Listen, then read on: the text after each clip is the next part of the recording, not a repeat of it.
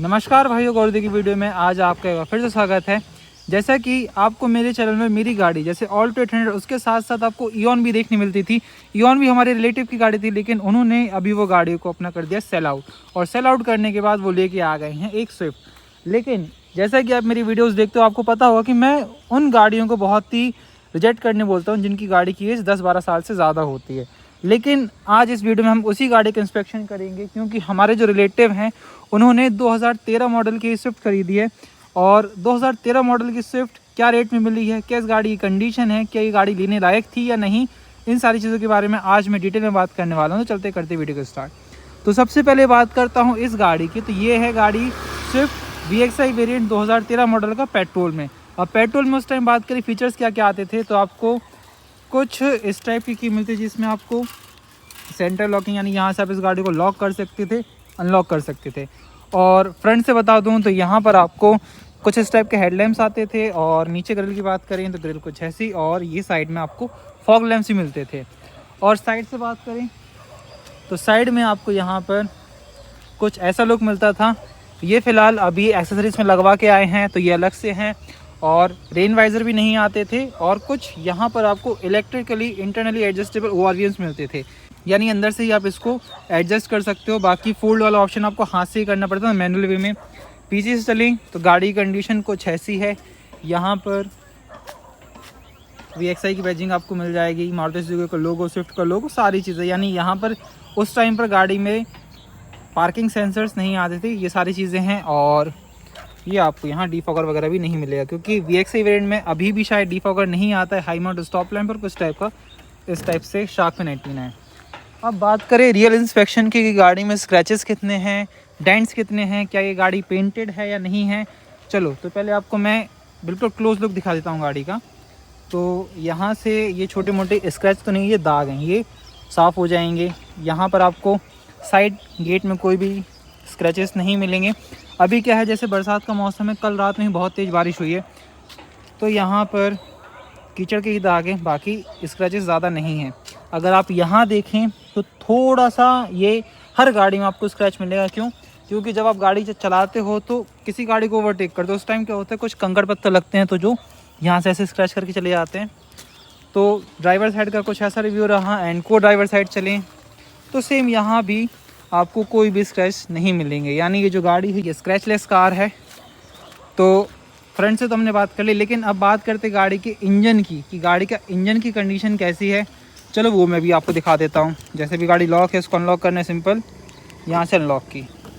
और फिलहाल ये भी बताऊँगा कि अभी करंटली इस गाड़ी में कितने काम है। जैसे मैं बताता ना कि गाड़ी की एज ज़्यादा हो जाती है तो ये काम मांगने लगती है, तो कौन से काम इसके अभी ज़्यादा हैं जो हमें कराने पड़ेंगे। तो पहले इंजन दिखा देता हूँ आपको इसका। तो इंजन की कंडीशन कुछ ऐसी है। इंजन पूरा ओके है, इंजन नॉइज़ ठीक है, इंजन ऑयल सारी चीज़ें सही हैं। बस थोड़ी बहुत ऐसी है कि गंदगी रहती है, तो वो तो साफ़ करवानी पड़ेगी, क्योंकि बरसात का मौसम चल रहा है। एक बार आपको इसकी नॉइज़ भी सुना देता हूँ, एक सेकेंड।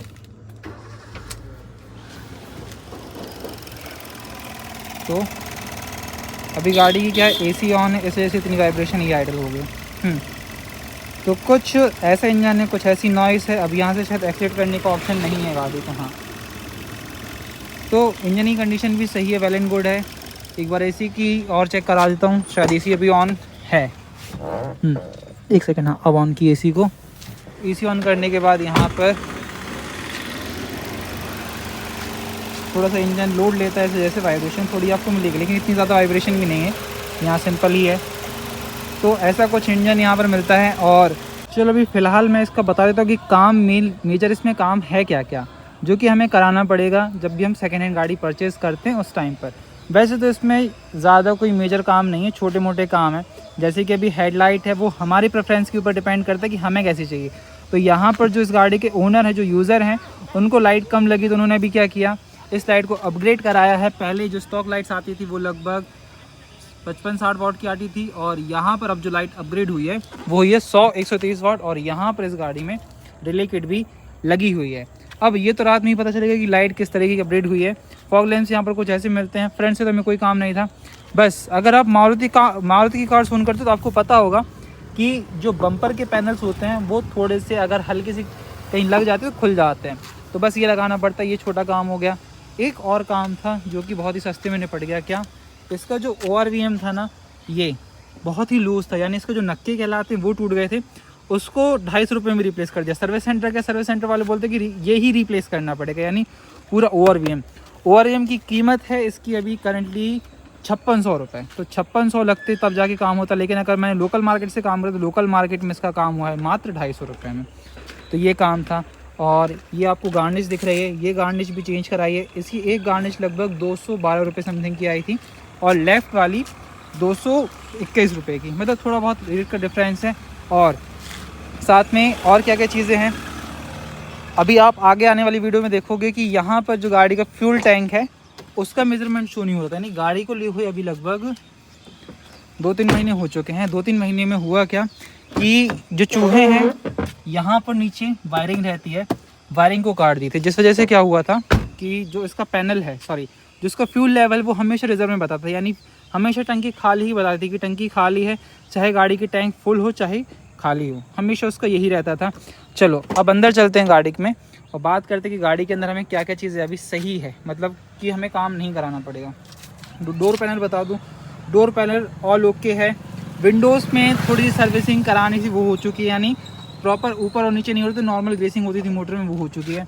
और यहाँ पर ऑटो अप डाउन प्रॉपर अभी काम करता है, सेंटर लॉकिंग सारी काम करती है, ORVMs प्रॉपरली वर्क कर रहे हैं, यानी जो बेसिक नीड ह्यूमन की है गाड़ी चलाने के लिए वो सारी वर्किंग कंडीशन में है।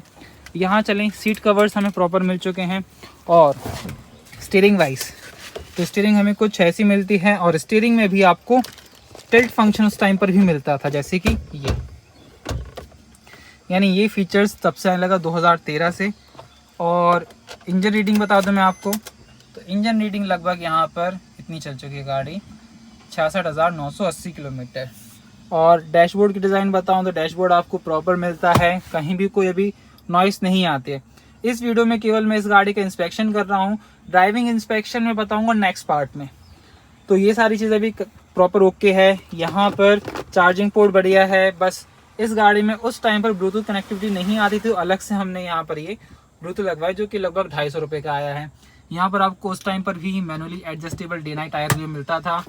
और ग्लव बॉक्स ऑल ओके है, यानी यहाँ पर अंदर से कोई भी काम हमें नहीं मिल रहा है करवाने के लिए कि हमें ये काम करवाना पड़े। अभी फ़िलहाल इसमें जो काम कराया है, जो कि हमने बाहर से ही कराया है, कुछ चीज़ें सर्विस सेंटर से ख़रीद के लेके आए हैं, जैसे कि व्हील कवर। तो इसका एक व्हील कवर लगभग 350 के आसपास पड़ा था, 2 व्हील कवर, यानी एक इस साइड के लिए उस साइड के लेके आए थे। और अभी ये आपको दिख रहा है डोर प्रोटेक्टिव लेयर हमने लगवाई। ये जो चीज़ें हैं ये तब काम आती है जब आपकी गाड़ी बहुत ही कंजेस्टेड एरिया में खड़ी, और अगर आपने दरवाज़ा खोला है तो या तो दीवार वहाँ जाके टकराएगी, तो यहाँ पर स्क्रैचेस आ जाते हैं। तो हम लोग वहीं ये काम कराने गए थे, वहाँ पर एक बंदा घूम रहा था कि आप गार्निश लगवा लो, ये लगवा लो। तो जो हमें यूज़फुल लगा अपनी गाड़ी के हिसाब से वो लगवा लिया, लेकिन इसका भी रेट उन्होंने क्या लगाया 30 रुपये फिट, और गार्निश लगा रहे थे 20 रुपये फिट, जो कि वर्थ नहीं लगी क्योंकि वो ख़राब हो जाती और लुक भी गाड़ी का सही नहीं आता। तो फ्रंट से तो हमने बात कर ली, लेकिन अंदर चलें तो अभी इसमें छोटा मोटा काम जो है वो क्या है, जैसे अभी आपने देखा कि दरवाज़ा लगा रहा हूँ, खोल रहा हूँ तो हल्की हल्की आवाज़ आ रही है। तो यहाँ पर थोड़ी सी ग्रीसिंग की ज़रूरत है, या WD-40 करके वो स्प्रे आता है, वो स्प्रे चला देंगे तो वो चल जाएगा। अब जैसे कि बताया था कि अभी गाड़ी में ये डलवाया है, मतलब लेके आए हैं, तो इसका जो प्राइस है लगभग 399, ये हाँ व्हील कवर का लगभग 400 रुपये समथिंग का एक व्हील कवर हमें मिलता है, और दोनों का ही रेट लगभग सेम है। हाँ 400 रुपये का ये पड़ा, कुछ डिस्काउंट हमें पड़ा है, बाकी सारी चीज़ें हमें वैसे मिल चुकी हैं। और अंदर रियर सीट में बात करें तो यहाँ पर भी हमें VXI में एडजस्टेबल नेक रेस्ट आते थे, only for 2 passengers, not for all passenger. और अंदर भी हमें सारी चीज़ें सही मिलती है। 3 पॉइंट सीट बेल्ट उस टाइम पर आते थे। आता क्या नहीं था वो मैं आपको बताता हूँ, जैसे कि चलते हैं पीछे, बूट को अनलॉक करते हैं।